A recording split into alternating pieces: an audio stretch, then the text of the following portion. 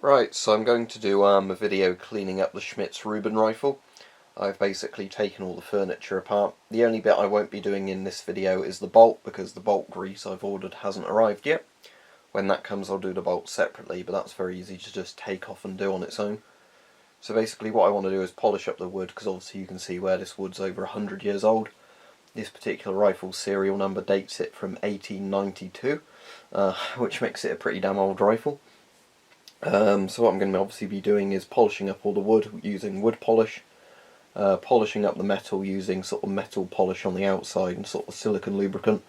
Then the inside obviously I'll gun oil up, and because the bolt grease isn't here yet, that's obviously why I won't be doing the bolt, because I want to use bolt grease on the bolt as weapon collector recommended. So in this video I'm not going to be filming all the bits, polishing it up. I'll just show each stage sort of as it's ready and done, and then reassembly of the rifle. So mostly it's going to be a case of trying to polish out as best I can any of the sort of little gouges, or sort of damages to the bits of the wood in the rifle, and making sure there's no rust on any of the metal parts, sort of, and preventing it from rusting. But that is obviously the antique rifle's assembly. See, that's where the magwell is. This is the trigger here. That's where the iron sights are, so that's the essential gun part of it. Or this is just the wooden furniture that goes around it. So yeah, it's mostly just being a case of cleaning out the inside of the barrel and polishing up the wood. Right, and there we go. So basically all the wood on the outside has been polished. I've oiled up all the metal that wasn't the bolt assembly. The bolt assembly is still out of it at the moment. Metal polish and wood polish. I've oiled the barrel. You can see there that the barrel wasn't actually too dirty. The inside the barrel was really good, actually. That was the entirety of the rust that came out of it. It was using the gun oil on there. I used a bit of sword oil on bits of the metal because I've used that before on quite a few things, and the sword oil is very good for that, actually.